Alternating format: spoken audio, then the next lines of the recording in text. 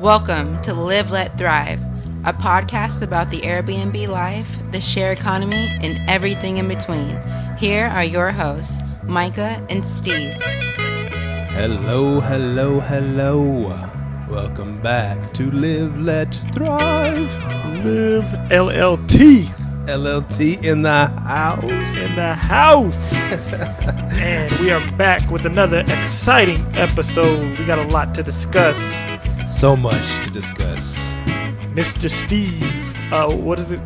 Stevie Stacks? Stevie Fat Stacks, thank you very much. Stevie Fat Stacks, yeah. So how you doing today, man? Oh, good. That's my underwriter gave me that nickname.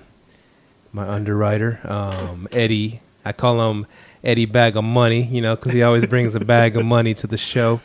You know what I'm saying?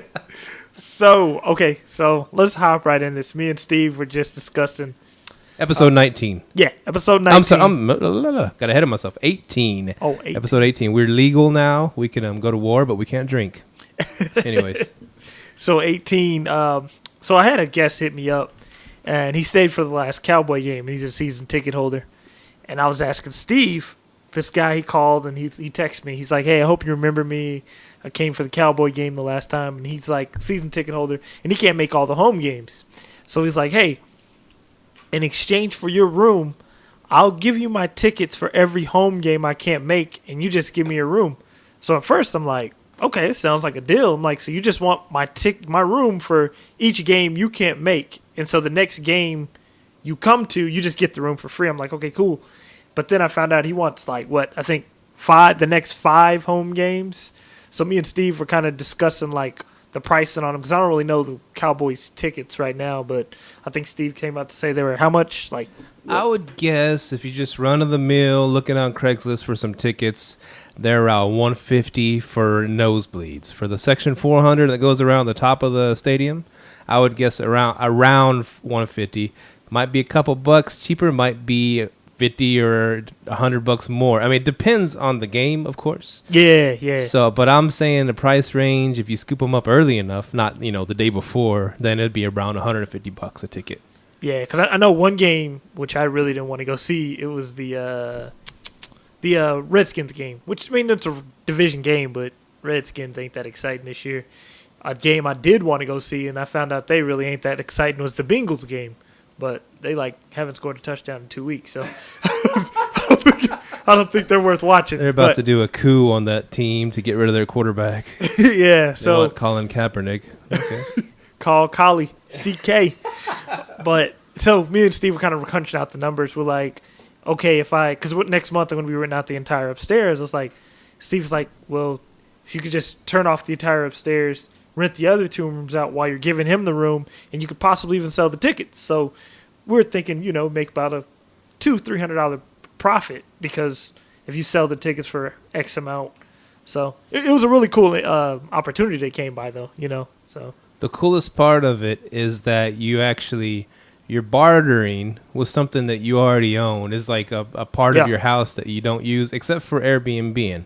So if you looked at it as we're not even, let's say you never Airbnb'd before, you have a buddy come up to you, I got 4 tickets for you, man, just let me stay for free when I come to town, and they're yours. And you'd be like, hell yeah. And you turn your house into a business, so now you're looking at it as a business sense. But the cool part of it is you're using Airbnb to get Cowboys tickets, and that's pretty freaking sweet. Yeah, it is. So I'm going to do some more bartering with the guy, because I really want to know what section they are. Because if you're a season ticket holder, I'm thinking they're pretty good seats, but you can't be guaranteed. Yeah. Like I was saying, $150 for nosebleed seats. Now, if you start getting lower, you're talking, $300, $400, or $500 a ticket. Oh yeah, definitely. Saying? In the 200 section. Now, I'll tell you one thing, that Jerry Jones, the owner of the Dallas Cowboys, y'all have probably heard of him before.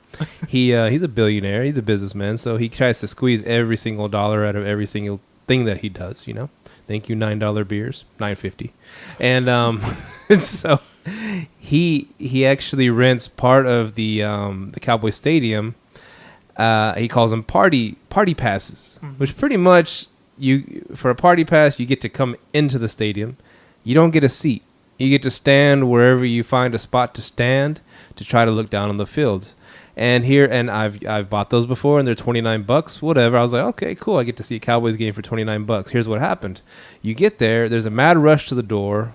It's like a concert where whoever gets to the gets to the front of the stage first wins, and so you just get these mad rush of people just boom, boom, boom, boom, running, and they get to the railing that goes around the stadium, and the people that are actually on the railing, they could actually see part of the field. Mm-hmm. They can see the field, and of course they have big screens up that sits above the field, and if you don't get to the railing, then and usually you get there, whatever regular time, you're about 50, 100 people back. Oh. And so you're staring up at this. You can see the Jumbotron, but I mean, you're pretty much watching the game on TV, but you paid money to do it. Plus, you paid for the opportunity to buy $9 beers and $90 pizzas. You know what I'm saying?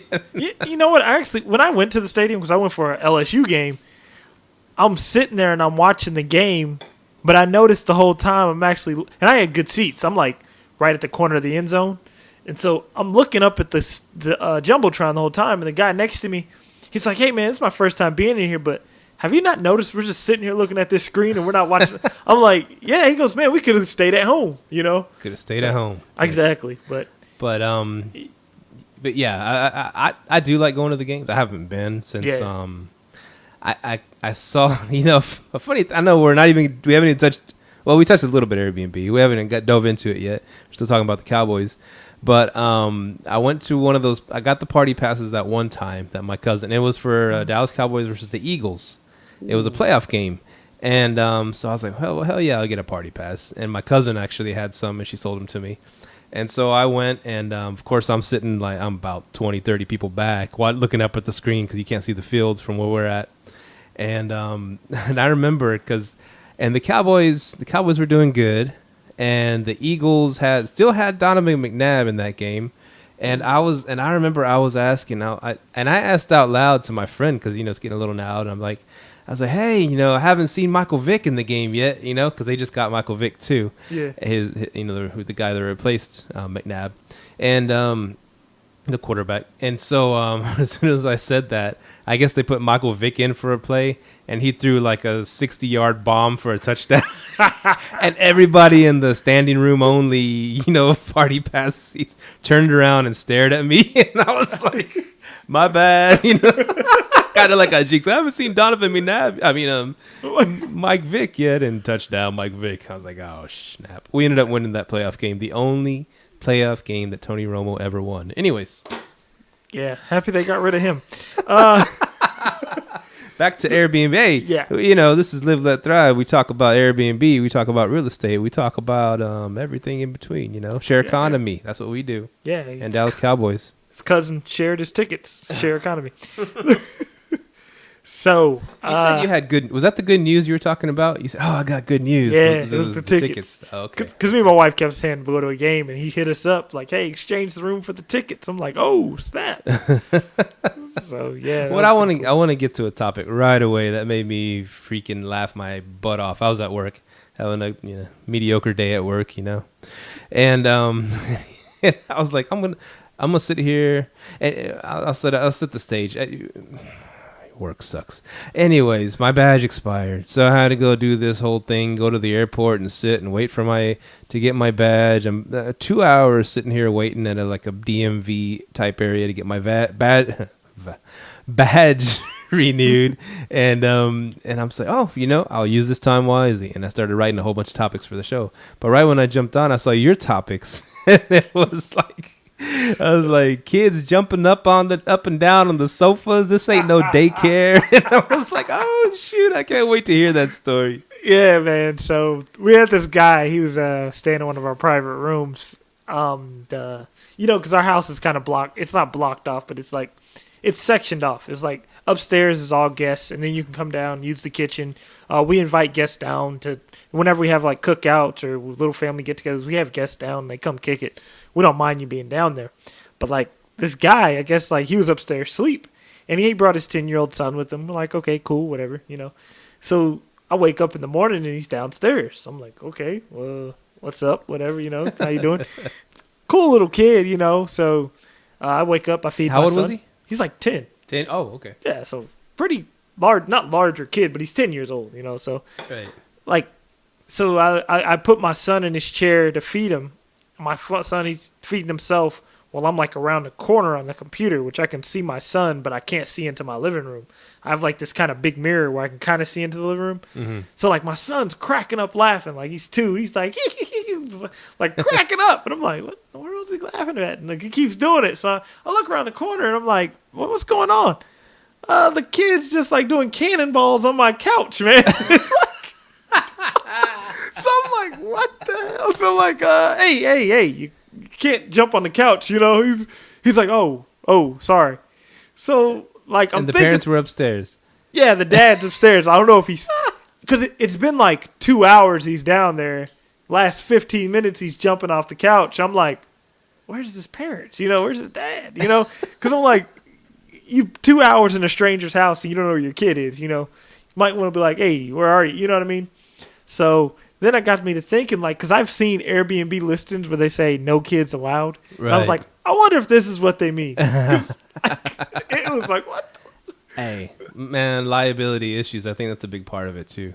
Yeah. You've seen kids running through a house, slip and fall, boom, bust up their face. And yeah, that would be bad. I don't know how the parents, depends on the parents, you know. And that's what I was thinking, because I think people are more Sue-friendly when it comes to their kids. Shoot, yeah. You know, so, yeah, man. And he was, like, jumping off the couch. I'm like, dude, what are you doing? You know, you like, my dad would have seen me or heard me jumping off a couch. I'd be dead. So, man, and then, like, so I'm like, we ain't no babysitting service. The kid's just down here. He ain't, you know. I'm like, what the world? I didn't mind him, but when he started jumping off couches, I'm like, dude, come on now. Time to get out the belt. Then I go upstairs. My wife finds, like, orange juice spilled all over the couch. Oh, no. So I'm like, okay. So I know. So that started me thinking. I'm like, okay, because we had 2 other guests in there, but they had been there for a while, so we know it's not them. I'm like, I wonder if it was the kid or the dad. But I'm like, okay. And then I started thinking maybe that's the difficult part about running multiple private rooms instead of one listing. You know, okay, it's group A that did this. You know what I mean? Yeah. Now I don't know who did it. I don't want to point blame. No one's fessing up. Exactly. That's the messed up part, man. If you spilled in someone's house, hey man, you got some nap? I'm sorry, I spilled in your house, but no, that's they just left it there, man. And that's low rent, bro. Yeah. I mean, not that you're low rent because you charge a good amount. Yeah. I don't know what I'm saying here. That's messed up that they did that. Yeah, but I was like, you know, we got it cleaned up and whatever. But I was just like, dang, man. But then I started thinking, well, you can't really play the blame game. You know, you don't want to be that guy. Well, you did it. You know, it's easier to just, okay, screw it. I'll take it as a loss. But I can see how it's easier to manage one listing. Because, like, let's say I had a group of 6 people. One of the 6 in your group did it. You know what I mean? Right. Yeah, instead of someone who wasn't even in there getting the blame, you know. So I was like, I'll let it slide. But I definitely see the easement. see why people don't want kids at their place. And when you said that too, I wrote a topic. I said, I wonder if that's a thing that you could do a thing like that. And say you offer babysitting. You know how what's his name said, maximize your thing to the tooth and nail and to the T's. Yeah. And hey, we offer babysitting service. So when you and your wife and your kid are in town, we can watch your kid while you go out. You just got to pay us whatever, $20 or $30 for the night extra. And yeah, I don't know. I just a thought. I don't know if somebody does that or if that would be feasible. No, it's already a checklist on Airbnb. Really? Yeah. That you babysitting offer services. Mm-hmm. Wow. Yeah. They're already in that market, man. If they could add a fee to it, that'd be pretty dope. You know, that'd be pretty cool if they added a fee to it. Like, hey, like they have a cleaning fee, like a $10 an hour babysitting fee. Yeah. That'd be pretty cool. But, yeah. But like we could offer babysitting services because we have our own babysitter for our son. So like we could do that. And that's another good thing we could start adding. Dude, yeah. Get the babysitter in the mix. Yeah, that's good little money, man. Yeah. That's cool. So what else has been going on in your world, Myka? Man, Airbnb finally credited us for that hellacious time we had. They sent us a $200 travel credit. Oh, okay. Yeah, that's good. Yeah, so now you need to start traveling on Airbnb. Yeah. Me and my wife, we were going to go to because I told you the other day we're going to go to the San Francisco Base Summit, but we're not going to go. We're going to try to save it to go somewhere else where we want to go, probably like Hawaii or something. Okay. Because I was looking for Airbnbs on there, and we found some pretty good places we could stay for a while for most of the 200, and then we probably come out of pocket like $200, which is nothing if you're going to Hawaii. Nice. So other than that, yeah, that's been up, man. Airbnb hooked us up with that, and my wife got a hookup on the comforter cleaning. Really? So my wife got in good. So the lady like at the cleaner, she knows my name by heart now. She knows me and my wife because we come in for the comforters to get them clean. Uh-huh. And she just like, my wife was like, hey, is there any way we can start getting these cleaned for cheaper? Because we're going to be coming in here because it costs $30. So the lady's like, she pulled my wife to the side. She goes, hey, my cousin runs her own company, and some of the clothes in here, I just kind of dish them off to her for a little extra profit. Right. So I was like, oh, she's like, oh, okay. So she's like, hey, I'll just give her the comforters and she'll clean them for you for $10 every time. And we're like, really? Dang. It was good. So we're like, okay, cool. So she's like, yeah, just call me whenever you're coming up here, and I'll just have her come pick it up, and it'll be the same amount of time. The 2 days, boom, you get your comforter back. Wow. Yes. I've wondered that before, because like in the old school hotel days, you stayed at the hotels. Mm-hmm. You didn't really get like a comforter, did you? You got like these blankets. Yeah, these really, you get blankets. I guess maybe because it's easier to wash them. Mm-hmm. Okay, but like, and you said that they charge $30 to clean comforters. That's ooh. Yeah. But you got the hookup for $10. $10. Yep. But still, that you got to factor that in every time someone stays, you got to clean the damn things. Yeah. Oh, but that goes towards the cleaning fee. Yeah, there you go. Okay, And plus, I have a cleaner now. $10. We have a cleaner now because I'm gonna get into Airbnb too. Oh yeah, if she's down, yeah, because we're slowly automating our Airbnb now. I got the new remote lock coming, so where we can set the code from anywhere. Oh, we nice. just ordered it. How does that take to get in?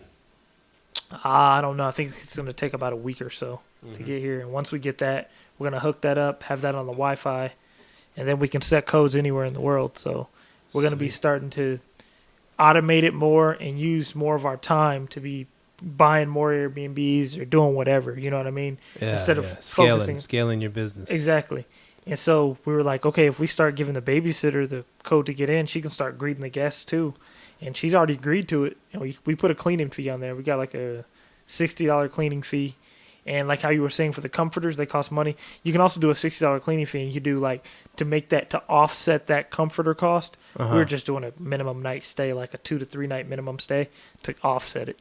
But yeah, other than that, we're starting to really scale it, man. It's really starting to come along to where we can kind of push it off onto someone else. And yeah, but the neighbor, she lives right across the street. The babysitter, she was like, "Oh yeah, I'll come over and do it." Yeah, they're fortunate, so fortunate to have that. Yeah, they're lucky. When I read on your thing about the kids and this ain't no daycare service, babysitting service, I was like, then I started getting nervous. I was like, man, I'm gonna be running an Airbnb soon, and I started thinking about all that stuff. But then I was like, man, maybe that's not my strength. But I mean, I'm gonna try it for a little bit, running it, by myself or with my wife.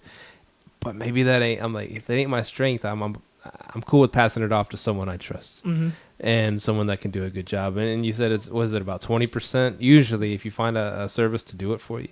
What, for like a Airbnb property management? Yeah. I seen 20 to 30%. 20-30%. Yeah. Just like over in South Padre, that's how much they would charge to run your thing, 20-30%. Also, there's like different ways you can break it down. You can have hire like a cleaner and charge her just the cleaning fee, which is what I'm going to be doing. Or like the co-host, Airbnb's really upgraded that co-host thing on there. They got the cleaning fee, someone to manage the listings, someone to manage the reservations. It's all types of things now that you can do on it. You know what I mean? So if you want to fully automate it, find someone who's willing to clean, manage everything, you can do that now. Right. Give them like the cleaning fee and the a percentage of your booking. Yeah. So it's coming along. Okay. I want to get my hands dirty first. I want to get in it and then figure things out. Yeah. Try to maximize the cash flow on this. See, like I said on the last episode, we're already going to close on the house in Arlington that we're buying again, or buying a different house in Arlington, and so we close Friday. Oh yeah. Close on Friday. Yeah, man, it's gonna be pretty cool. We get sit there, go there and sign all the paperwork and stuff. and I already informed my my agent. Oh, not my agent. I informed my what's it called? Realtor? No. The bank, Wells Fargo. Okay. My what the hell are they called? I just the last guy, the one that the Eddie Money. Oh, Eddie Money. And there's a closer too, but I know Eddie Moore. He's what is the one in the middle? You got your guy, escrow, the loan agent. Is it the loan agent? And then you got the Eddie is underwriter. There He's you the go. underwriter. There you go. Anyway, he's done. He did the last deal with me. He's doing this deal with me. He's a real cool dude. Other guys, are different now. But anyways, Eddie Money's still been there through thick and thin. He's a good dude. And I informed him. I was like, hey man, no more. When we close Friday, I said I don't want no cheap ass champagne. I told you last time they gave us a bottle of champagne. Really? And they had glitter all over it, and so I guess they glued glitter on this cheap bottle of champagne. So like, what the heck?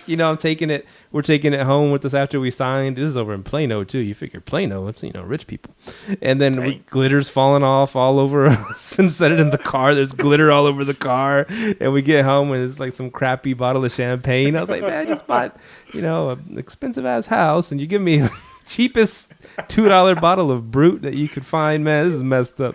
And so I said, I want some Dom Perignon or something. Dom Perignon. Tell that title company, man, to come up a little, Yeah, but anyway, man. that was so we're closing Friday, and real excited. They're gonna be moved. They got the weekend to move out because they're closing the same day on a house. We're at the same spot. We're gonna do everything as soon as we close. I guess then they can close on theirs. Kind of like they have to sell their house before they can sign off on their house. So it's like a whatever. And so so they get the weekend until Monday. They have the house until Monday, and they're paying. How they structure these contracts or whatever. So, I get paid $1 a day. It was all in the contracts. So they're kind of renting the house from me for $1 a day until Monday. But here's the stipulation: if they're not done moving, when Tuesday comes rolling around, they have to pay me $250 a day each day they stay over Monday. Oh, yeah. So nice. we gave them. It's a formality. You give. Sometimes you give them a few days to move out. Mm-hmm. I had a buddy that actually gave. They gave their people. They wanted this house so bad. They gave those people like 2 months after they closed on the house to move out. They gave them like 2 months. I didn't even know you could do that. But this stipulation, they said, we just need 4 days or 3 days, whatever. We'll be out by Monday, and their agent even wrote, if they're not out by Monday, if they're not out by when Tuesday comes, they have to pay you $250 a day. And I'm like, well, they can take their time all they want. Yeah, for real. That's some startup Airbnb money right there. I know. Making money on the house day one. Shoot. Dang, so $250 a day. Okay. So you fully ready to get the Airbnb life rolling? I'm ready, man. We took you and Mahogany's advice, and so. My brother gave me some sofas, so I got to set it up with the sofas. I need a couple beds. That's another topic. The beds. I was going to ask you something about that. Oh, go ahead. What you got for me? Go ahead and ask. Well, at first I was leaning towards bunk beds, like I told you. I was like, but I'm thinking, I don't know if it's going to be grown up staying here. I don't know how keen they'd be on bunk beds. You know what I'm saying? Yeah. And I was thinking, well, in one room we have the day bed. Remember, you saw the day bed that's in that. I was thinking about leaving that day bed behind because it has like a twin on top, twin on bottom that pulls out, and that's fine. It looks more, more grown up, the room. And the other 2 rooms, of course, I want to put a king in the room that in the master, and then I was gonna put either a full size or a queen in the second room. So I think that would be better because it is a 3-bedroom. Plus, there's sofas. Plus, I'll have some air mattresses here in case they really, really needed, another spot. But I think that's fine. Like you said, shoot for around 6 to 8 people. Like you say, put that on your listing. They might bring more, whatever. But for that amount of people, they'll have enough places to sleep, and it would look more, I guess, more inviting instead of sitting here like bunk beds. It doesn't. To me, I started thinking about more. It's like a kid's room, Yeah, and I remember last week we said we've never had kids, and then we had our first experience with a kid and didn't go too well.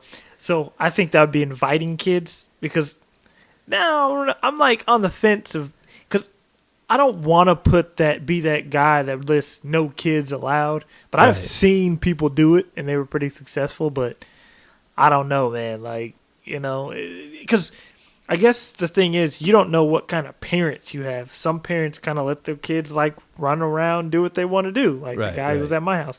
So I don't know. I guess it's a personal thing if you want the kids or not. Right. So I mean, but even if they do bring kids, I mean that day bed's perfect. It's got it's got one on. If people know what a day bed, most people do. I didn't know until I had one. So my stepmom gave me one. But it looks like a regular little kind of like I wouldn't say sofa, but like you see a twin bed, and it's stacked a little higher than a twin bed is, and they put the sheets over it. It has like railing going around, kind of looks like a seat maybe, but then on the bottom pulls out another bed, so it's just a little double bed thing. It's not a bunk bed. You can't be under the other person. You have to pull it out, and it's like right there. Yeah.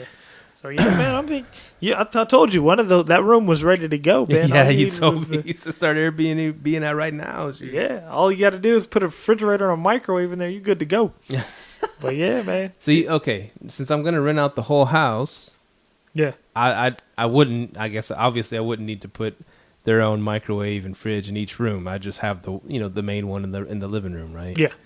Unless I'm gonna do it like hostel style with a common area. I don't know what would generate more money, or I don't think you would need the refrigerators if you're doing a whole house. The only reason now I noticed that is like an extra amenity for me, since we started out doing private rooms. And we already had the refrigerator and microwave. I think guests will like that they have their own refrigerator and microwave in their own room and another whole fridge if they want it. By the way, we got our first booking for the whole upstairs. Oh, nice. Yeah, they're coming for the Texas OU game, which I forgot about. Yeah, I forgot about that too. Yep. That's awesome, dude. So you rented the whole top for $80? No. Beyond Pricing actually was on its job. It rented it for $100 a night for the whole room. For the whole upstairs. Top. Yep. For 3 bedrooms. Yep. Dude, that's sweet. Yeah, it was $100 a night. So Beyond Pricing's been pretty good. So. Right. So far. Last week I was complaining about it. So far. That's cool, man. So yeah, I'm gonna start renting the house in Hurst, Texas. Actually, I went ahead and filled out the thing to put it up on Airbnb, because I wanted to go through the process and see what all I needed to put and everything. And I asked you for help too. I was like, what's this? And it's pretty detailed what they ask you. You know? They ask you, are you going to have an ironing board? Are you going to offer, of course it said pool, gym. Is it a 3-bedroom, 2-bath, or 3-bedroom, 1.5 bath? Yeah. And I mean, it got every single detail, and which is cool because when people search, it'll narrow it down more, right? Yeah. So the more detailed you can fill it out, the better, of course. Yeah. And and at first on there, it said how many people will it sleep, and so I'm starting to figure, well, if I put bunk beds in each room, plus I have the air mattresses, plus I have the other bed, then I have the sofas, and I was like, I guess about 16 people, and your Myka's like, oh, hold up, I don't think you want 16 people. Steve was inviting the party, man. He had like 16 guests, smoking allowed. I'm like, hey man, that ain't what you want. And you know what's funny? I seen a listing the other day that allowed smoking, right? Smoking was advertised on it. And because I like to go through lists and see what's around me. Yeah. And he had a 4-star on the cleaning. And I noticed on there that people say, house smelled like smoke. House smelled like smoke. So what it does is, it's hard to clean it out.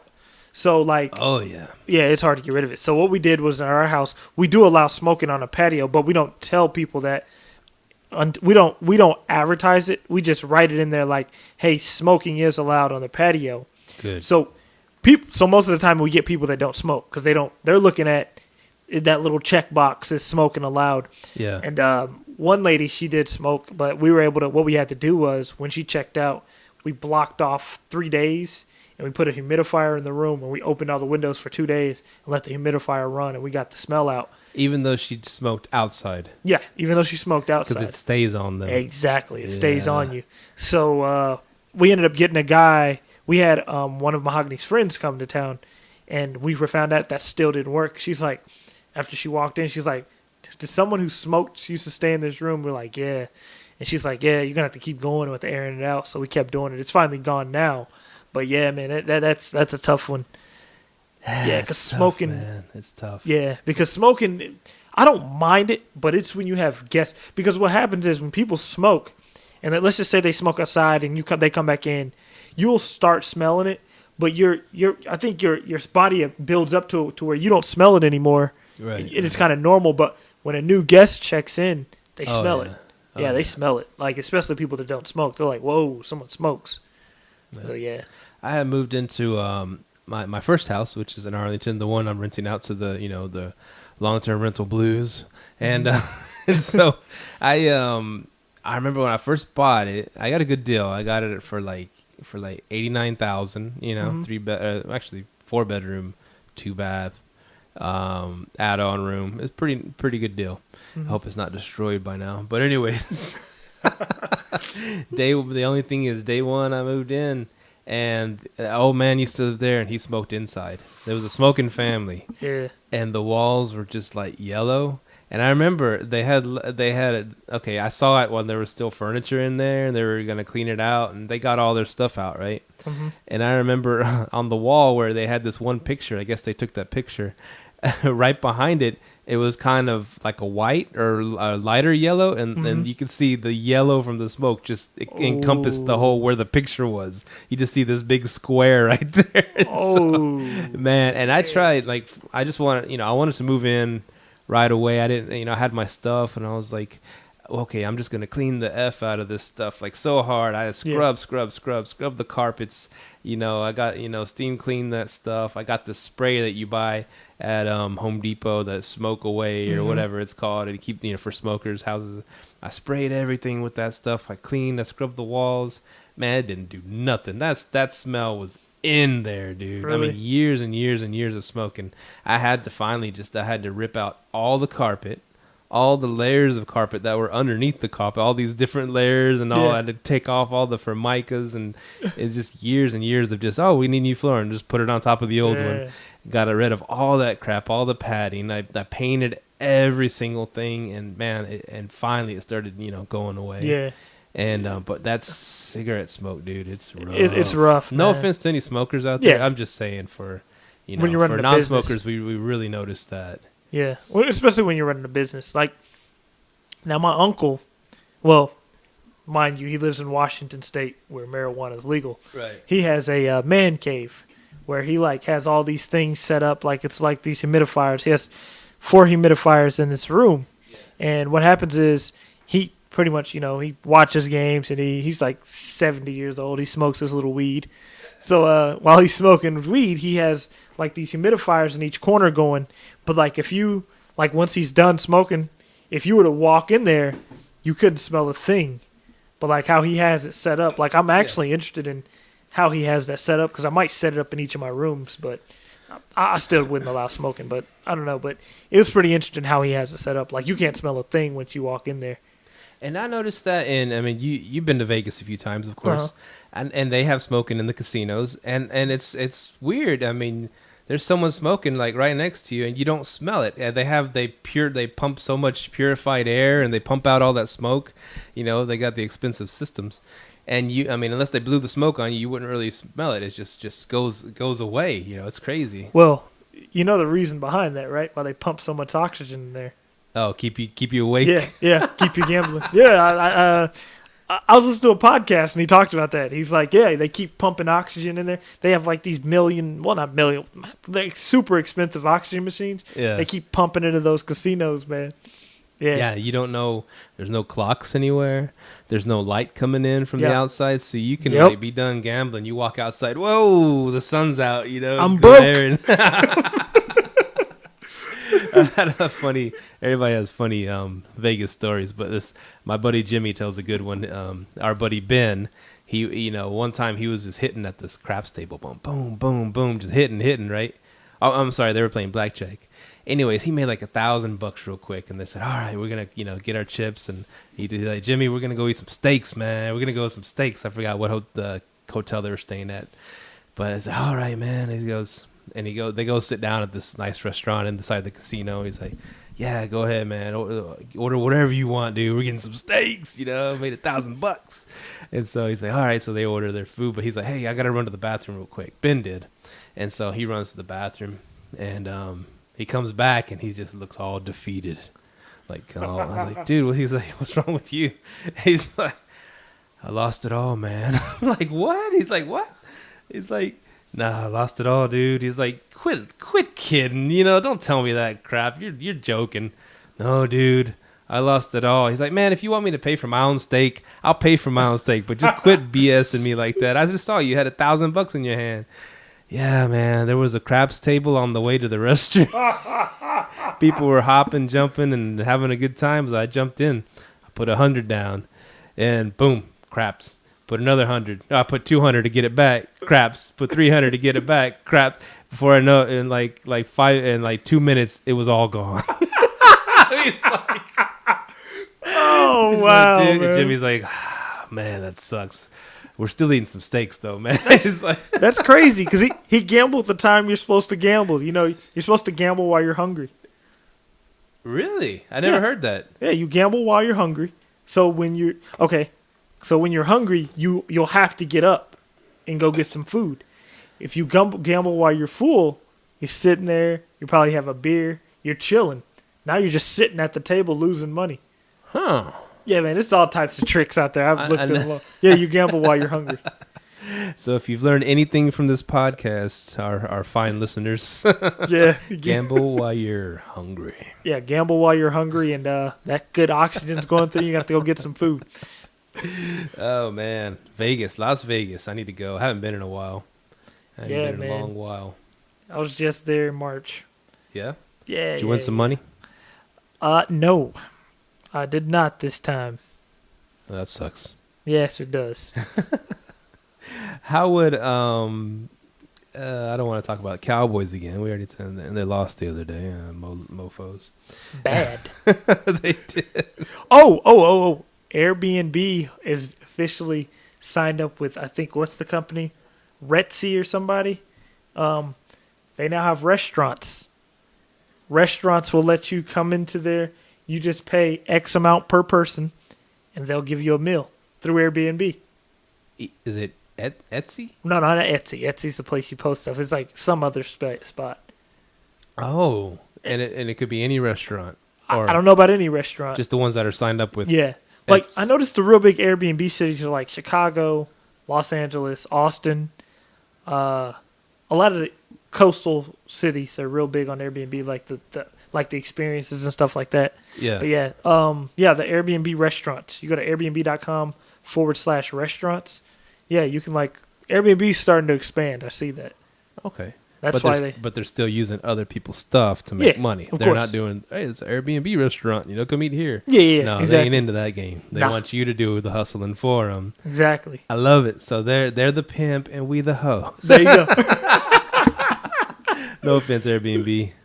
Although we kind of, we unleashed a hound dog on you a few weeks ago. Yeah, we did. Yeah, but anyways, there's people. I was listening to a podcast of what was it called? The one Vacation Rental Success. You've listened to a few of those, right? And they were out there. They were dogging on how VRBO and HomeAway has changed. I guess they're trying to change to compete with Airbnb. And the people, the way they put it, and you've used them before, but the way they put it, people that were that were hosts on VRBO and stuff like that, they were actually, of course they owned their places, vacation rental by owner, and they worked in conjunction with that website to get guests and to whatever. And so it was like a part to them, and they took it personal because they're passionate. I mean, a guy passionate about VRBO, right? The one you talked about, and they're passionate about their partnership with VRBO. But apparently they're changing it up, the format, I guess, to match more how Airbnb does it. How the guests can't Airbnb, the guests try to get your phone number, the email that you can't do that. I guess back in VRBO days, they would just hook you up with the guest and whatever.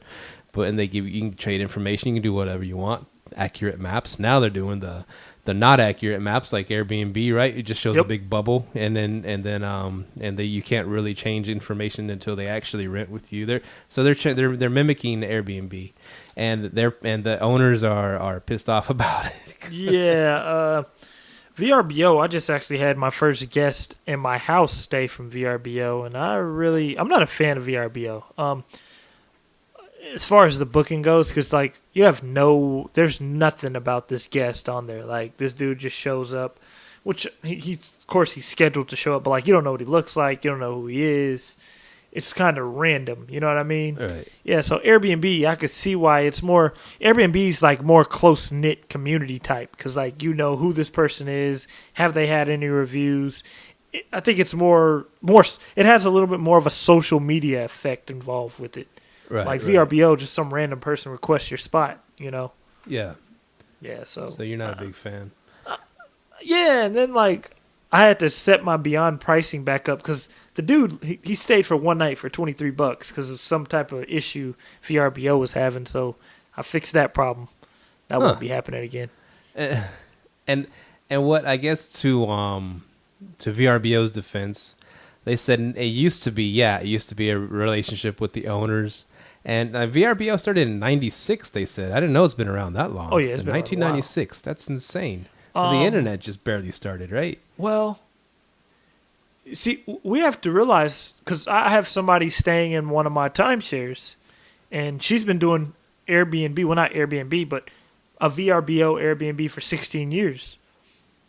So this stuff's been around a long time. Yeah. It's just, it was kind of, I guess they were like the real big cash cows on it because it was kind of underground and not too many people were doing it. Yeah. Because she's told me, she goes, oh yeah, I've been doing this for 16 years. She goes, thanks for letting me have your spot. And she sent me a link to our list, and she's like, if you ever want to stay at my spot, here it is. And I told her about the podcast. And we may be having her as a guest in the future, but she's been doing it for 16 years. So I guess this thing's really... She's got some stories. That's what I told her. I'm like, you got some stories. She's like, oh, I've had some stuff happen to me. And I'm like, oh, okay. Because, like, yeah, if you've been doing it 16 years, you got some stories. So, and that's what she was like, oh, yeah, I got some stories for you. And I was like, okay. So she may be on the cast, her and her husband, but they've been doing it for 16 years. Right. So I guess Airbnb and VRBO kind of brought it to light, especially Airbnb, of course. Yeah. Yeah. More commercial. They kind of mix the social media factor in with it, like, hey, I know who you are, things like that. Yeah. So that's what they were saying on the show, that they've been, some of these guests, some of these owners have been with them for long, like you said, 16 years, long time. So they feel like a personal relationship with this website, and now they're changing it up and not letting them do things, and I guess raising the rates and all this kind of stuff, and they're pissed off about it. And And so I don't know if they'll jump ship to Airbnb, but I guess what was I going to say? No, what were you going to say? You were going to say something about what, the Airbnb and VRBO? Yeah, I mean, I do notice people.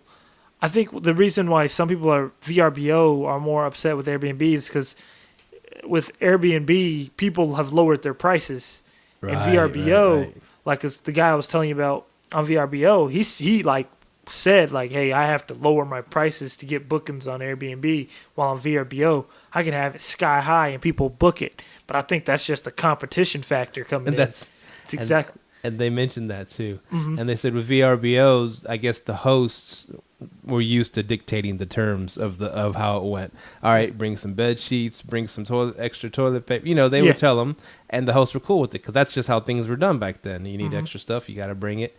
And now with Airbnb, of course, cheaper rates. Plus, they pretty much cater to you. They offer all this stuff for free, and so.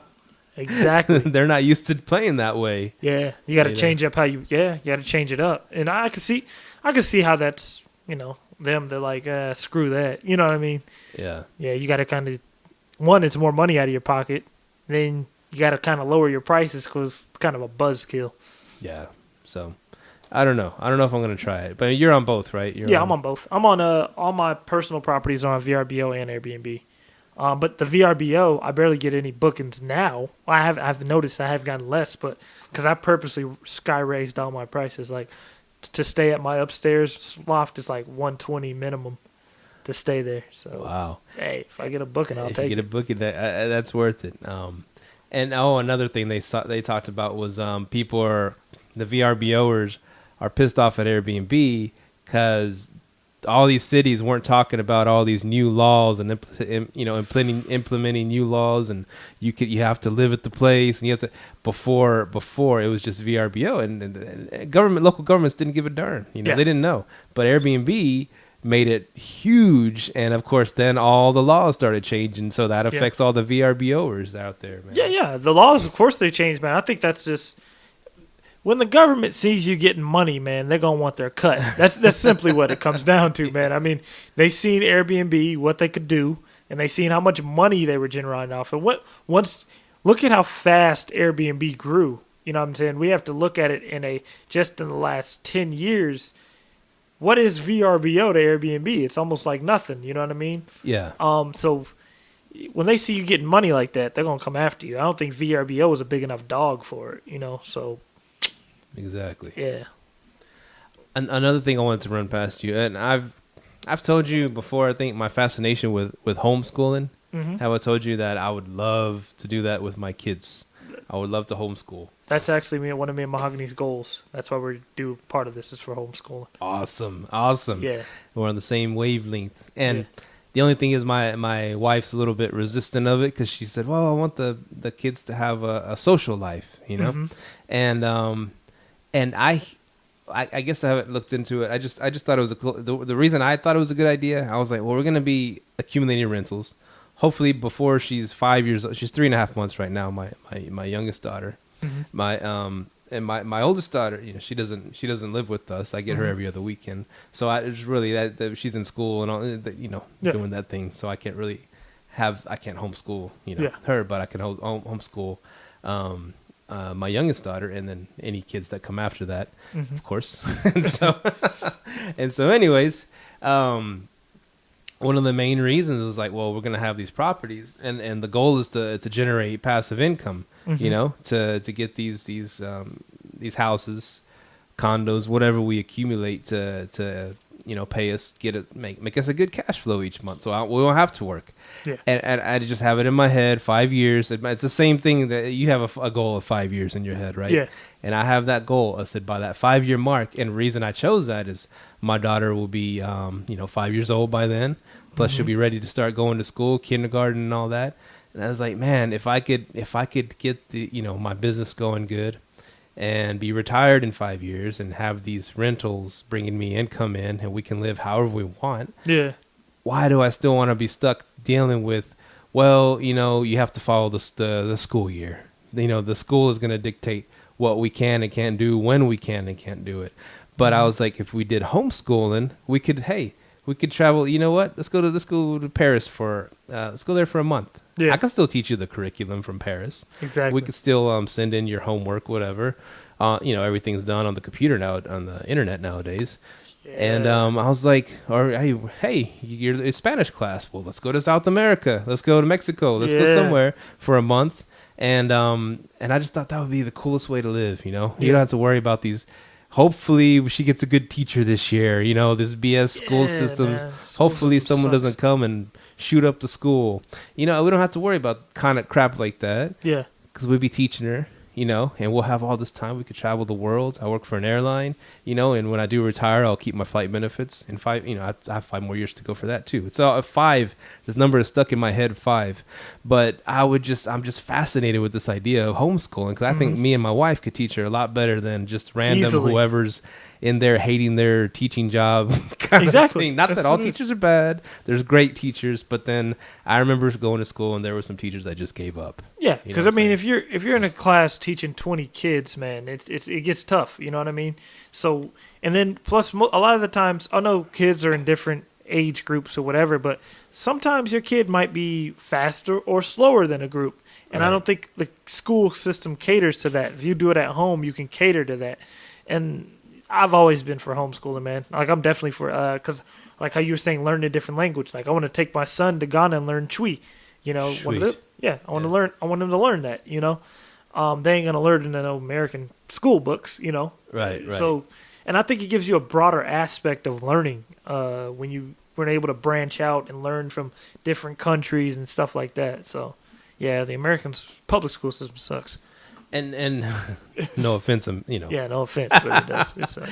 But and one of the cool things now, they said, oh man, and I was asking a few people at work, and they were like, oh man, homeschooling is totally changed from what it used to be. Because I mean, that not that they have their kids in homeschool, but they know families that do it, and they're saying what in back in the day, just you and your parents taught you, blah blah blah.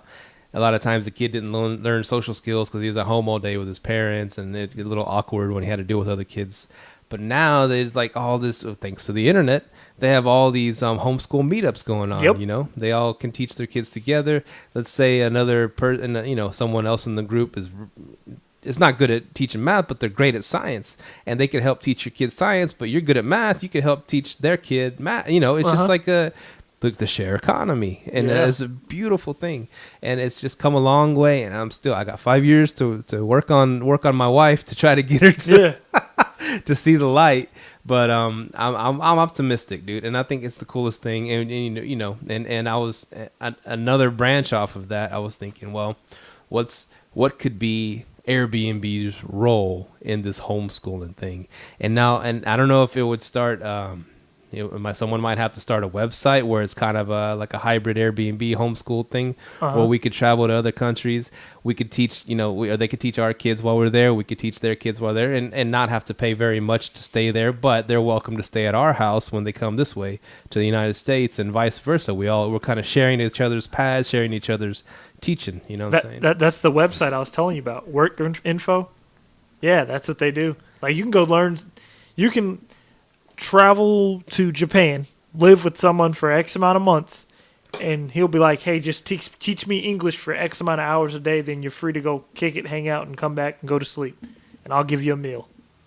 Nice. Yeah, so nice, I mean, nice. And actually what you mentioned earlier was my backup plan for my son. If we can't homeschool him, we're going to do homeschooling online, where they have a teacher online and other kids, so we can see other kids, be interacting with them or whatever. But that's sort of our other plan as well. Oh, yeah, cool. Definitely. The possibilities are endless, dude. Yeah, definitely. So yeah, that's something that I'm looking forward to. Just I got to get the wifey to sign off on that. Good luck with that, huh? Definitely. 5 years. So 5 years, you're done with your job, huh? Hopefully. Let's keep it moving. Hopefully, we keep it moving, we can be done in 5 years. And what? I guess, let me see. I was thinking, like you said, governments want to put their tentacles on everything, right? Yeah. And so I don't know what's going to end up. I mean, it's already just from last year to this year, lots changed on Airbnb. A lot of cities, major cities now, but it might spill over to the smaller cities are putting like stricter rules on Airbnbs in the city and stuff like that. And I don't know in 5 years, 10 years, what's going to happen, what's going to become of this format, if the government's or local governments are going to allow it at all. I mean, who knows? I mean, I'm just throwing worst case scenarios out there. Do you personally have a backup plan in case something like this happens? I've been thinking about it because I'm like, man, this can't be. I'm like, this is Airbnb is almost too good to be true. I'm like, man, this ain't going to keep up. So what I've been, like how the guy hit me up about the Cowboy tickets, kind of building a clientele with people. So if anything does happen where they if let's just say, which I doubt this will happen, Airbnb gets shut down, I'll still be able to operate my business. Kind of like Al Williamson said, right. Like being able to always operate your business by expanding, looking at other ways, other avenues, corporate rentals, things like that. I'm always down. If anything ever happens, I can just corporate lease my rooms separately, $900 a month each. Right. So yeah, I'm definitely always looking at a backup plan. I never depend upon one source of income ever. There you go. You gotta have some outs, man. Yeah, you got to put all your eggs in one basket. Definitely. Did you hear Jasper's one of his last podcasts, Get Paid for Your Pad, where he went head to head with a hater, with an Airbnb hater? Did you hear that one? Really? No. I gotta watch it, man. I gotta listen to it. And he's not exactly 100% a hater, but he's more for government intervention, and like he happens to be from Amsterdam too. Okay. So he saw what it did to Amsterdam, where all these corporations came in and bought up everything in Amsterdam and started renting them out Airbnbs, right? Yeah. So that's where he says he's glad that limit came in, that whatever 60 days a year, but he even hopes it went down to 30 days a year, because he's thinking like these people own their homes and they're renting out of their homes. Who goes on vacations 30 days a year, or who goes on vacation 60 days a year or 90 days, whatever they gave them, that new rule. And he had some good arguments. I won't say he didn't. What were his arguments? Well, that how it was affecting communities where people couldn't afford to buy in Amsterdam anymore. Dutch people that were from there couldn't afford to buy anything, couldn't even afford to rent in Amsterdam because all these corporations are snapping up these condos, apartments, condos, houses, whatever, and just renting them out strictly Airbnb. And so they couldn't even stay in their own town, in their own city anymore. And I wonder what are the American laws on corporations coming in and getting real estate like that?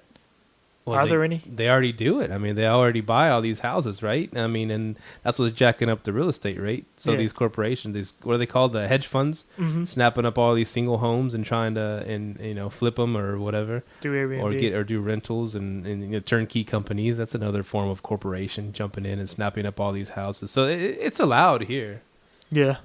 So, and I've heard plenty of people talk about what it's doing to the real estate market. I mean, in my shoes, I'm loving it, because my property value is going up. Right.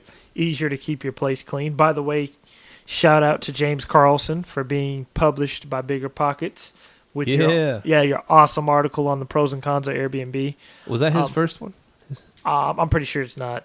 Okay. But yeah, when you had sent it to me, funny thing is I just got through reading it. I put that note on there. Shout out to James for that. He was a guest on here.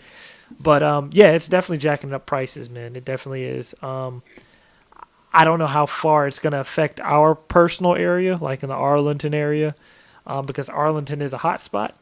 It's an Airbnb hot spot, and people know it is. So it'll be interesting to see what happens. Yeah, and one interesting thing that he brought up that they started that it has to be your spot. If you want to rent it out for whatever X amount of days in Amsterdam, it has to be your place. You can't just have a separate place to rent out. It has to be your place. You have to live there, whatever. And one thing that guy mentioned, I forgot his name, but he said, well, the corporation started doing. A lot of them are jumping ship because they can't make money that way. Yeah. But what a lot of them were doing were just finding Dutch students, and saying, hey, you want to live here in our Airbnb in this condo for free, and then just you greet the guests when they come in, and then and clean up after they leave, and you can live here scot-free. And he said that guy admitted that's a good byproduct of it. At least a student that doesn't have much money has a free place to stay. He just keeps that Airbnb for them. So that's a way of getting around that law. Yeah, and that's exactly what James Carlson and Al Williamson said. Like, have your tenant run your Airbnb for you while living there. A bellhop, right? Said a bellhop. Yeah, kind of like a bellhop. Yeah. And I think that's a really good strategy. That's a really good strategy. People, the laws that they put on Airbnb, people are always going to come up with. They're going to think outside the box and figure it out. You know what I mean? Yeah. People will think outside the box and figure it out, man. I don't think Airbnb is going away, but it's definitely, I think it'll have a ceiling, you know what I mean? Possibly. Yeah. Unless they keep, even when we thought they had a ceiling, they get into the restaurant business. They get into the experiences business, So they're very innovative. They keep coming up with stuff, And even some of the stuff you wrote down, that was pretty good stuff, like the babysitting thing. The ways to optimize. I was gonna bring that up right now. Go ahead. Yeah. So I thought about asking you, and I thought some of these ideas, they just started coming to me while I'm waiting in this bureaucratic nightmare. The vending machines. I was like, you know what? I wonder if that would be profitable, but at least you ain't losing money. You said you have put a vending machine somewhere center in your house at middle of the night. These guys, they don't want to go get an Uber to go somewhere. They want to whatever. They can go straight to the vending machine, get a snack out of the vending machine. Boom, boom, boom. You're making money on both ends, Yeah, just like the coin laundry washer machine. Yeah, vending machine would be good. But I don't know if they would complain about it. Oh, they don't have to buy it. Yeah, they don't have to buy it. True. I'm just wondering. And then you offer them like we offer them like free, not free breakfast, but like free bananas, apples, Cliff bars. So then you have that's for free, and then you have like a vending machine full of goodies. They'll probably be tempted to buy it. Yeah, and you don't even have to like gouge them on the prices. Mm-hmm. Most people go to vending machines nowadays. It's $1.75, $2 for whatever's in there, right? Yeah. You have a vending machine at your house set up for 50 cents or $1. Everybody's got that. Yeah. Plus, I mean, you might not make a whole bunch of money, but the point is you're not losing money by people. I'm gonna just grab 5 of these, put them in my bag before I leave, kind of thing. You know what I'm saying? Or like 50 cents for one of those coffee pods. Put a 50 cents, boom, whatever coffee pod they want falls down. I don't know. I was just thinking of ways to not exactly make a whole bunch of money, but just not to lose money, kind of thing. Only thing I see is be probably like the maintenance on one of those. Yeah. Like if something breaks down, like, okay, remember I was telling you I was going to put my bikes on spin lister? Uh-huh. Then I started thinking about, okay, what if this bike breaks down? Do you really want to spend the time putting in a new inner tube? Do you really? Because you have to think about stuff like that. And I'm like, dang, okay. Because I'm like, dang, bike, I can just throw that on there. But then I'm like, oh, never mind. You got to keep it up. Maintenance. Right. Yeah. Or even, what I was thinking there was going to be this whole difficult way to turn my washers and dryers into coin operated, Yeah. But then I saw that machine online and I sent it to you. Yeah. And it's like, it's this machine where you attach it to your wall. You have the cord from the washer or dryer going, or whatever thing you want to do. But this one, use an example, a washer and dryer goes into that box, which you close and you lock. And then coming out of that box goes to a power source, right? Mm-hmm. So anyways, you put the coins in, you say, and it has a little timer on there. So someone's going to go wash laundry. Yeah, okay. Boom, boom, put 4 quarters in. That gives them 60 minutes. And they could do whatever, 30 minutes in the washer, 30 minutes in the dryer. Anyways, it makes those two things functional for 60 minutes. And even if they didn't finish drying altogether, boom, put another quarter in, hit the dryer again, and it'll finish drying what they need to dry. And you made, $1.50, $2, whatever you made on their deal. Yeah. And you don't have to attach, you don't have to do anything mechanically on it. It just controls the power source. It just gives them a certain amount of power to use that time. And I was like, that's freaking genius. Yeah. I mean, that'd be good there, because I know me, like the other day, last night, I came upstairs, and I don't know why this lady was doing this. She was washing her clothes in the sink. But, like, she has a list stay over 7 days. She could have went downstairs. Me and my wife told her, I'm like, hey, you can use the washer and dryer. We just, like, put a full load in it. But then my wife, after we told her, we were probably like, she probably only had to wash that shirt. And I'm like, guess you're right. Never thought about that like that. But, yeah, so, and then that's another thing. I don't want you washing one shirt. But I guess. Like one shirt, Willie. Yeah, because, I mean, that does, like, I think James made the point it can ruin your machine, the balancing on it. Right. I don't know. I'd definitely be interested in doing the little quarter thing, whatever. And I was thinking, well, if you're going to do quarters here, quarters there, you probably need a quarter machine in your house somewhere, or just a big jar of quarters. Well, if they're staying at your house, you could change them out, quarters, whatever. Yeah. But who carries money anymore either? That's a different story. Unless you had a credit card, swipe the thing. I don't know. That's what I was thinking too. I mean, 'cause I don't carry money anymore. Now, a way to start something, and my buddy, he worked with me with us grunts over there at American Airlines, right? We're out there. We where I work at, it's logistics, and we handle all the airplane parts and stuff like that. So we work indoors, outdoors, whatever, in the conditions, and it's a manual labor. Anyways, throughout this time, my buddy Fick, he's from Ethiopia. He cool dude. You met Fick? Yeah, I know Fick. Yeah, you know Fick. And he actually, throughout that time he was there at American, he got his degree in accounting. And so now he does corporate accounting at American Airlines. And so I remember I went and I visited him one day at... My wife doesn't listen to this episode, does the show, does she?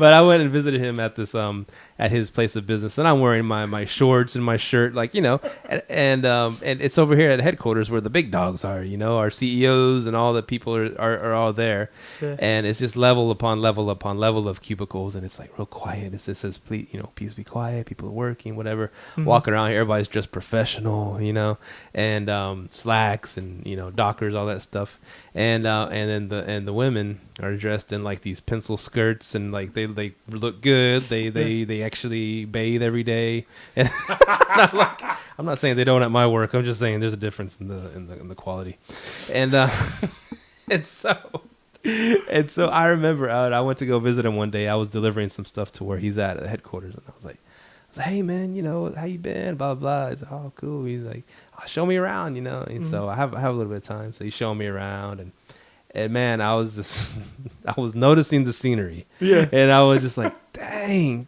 Fick, did you see that? You know, like, and he's like, yeah, you know, I was like you the first 2 weeks too, because where we work is mostly dudes. It's pretty much prison, right? And I was like, dude, did you see that? Did you check that out? He's like, yeah, I was like you the first couple of weeks, but now you get used to it. And he goes, and plus you don't want to worry about sexual harassment. And I was like, oh, okay. But it was just like a whole different world. Yeah. And I remember they have like a little break room. It's not even their break room, because downstairs they have this badass cafeteria with all kinds of food from all over the world. I mean, it's nice. They cater to these people. And we went to this little spot. It's like a little size of 2 closets put together. But they have the coffee machines in there. Yeah.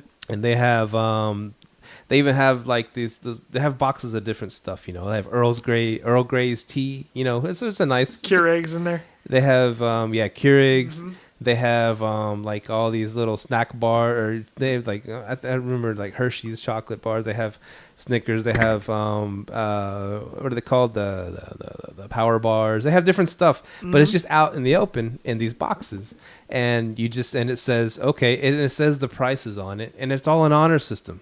And so, and they have a money in a box, and they say, okay, if you're going to grab one of these power bars, you're going to grab one of these, that this is 50 cents. And it's not even gouging you, you know, 50 cents for this. If you want like to make a cup of coffee, or you want whatever, a good cup is like 25 cents. You know, it's just boom, boom, boom. And it's an honor system, and they all abide by it. I mean, they get paid well. And so they abide by this honor system. And I was like, wow, this is pretty cool. You got all this stuff. Yeah. And they can afford to keep getting more of that stuff, because people put money in on the thing. And I was thinking, well, that might be a good start at an Airbnb. Set up a little spot that has these things out, an honor system, please, put, this is worth 50 cents or this or that. And they can just start putting change in a little box. And that might keep your snack line coming in. You know what I'm saying? We actually had one of those at my last job. At my last job, we had one of those, and we could just put little things in, and then we have stuff for us. Yeah, we actually had one of those. It works pretty well.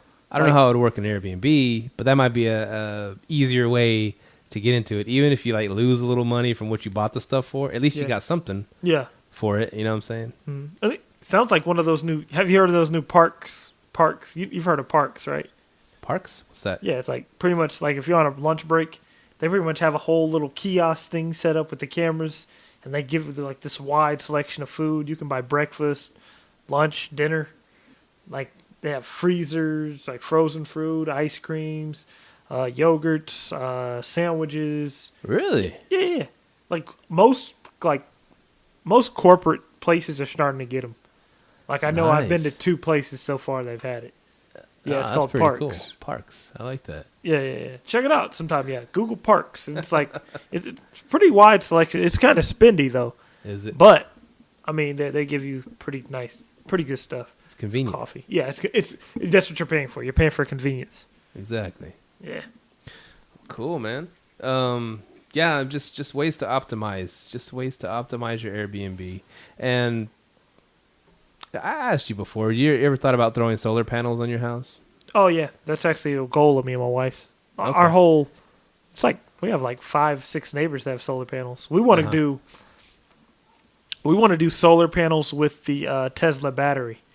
Oh, so pretty much take you 100% off grid. That's sweet. Yeah, because if you do solar panels with the Tesla battery, you'll be 100% off grid, and the electric company will pay you to have the Tesla battery. and they'll start becoming an asset to you. Sweet.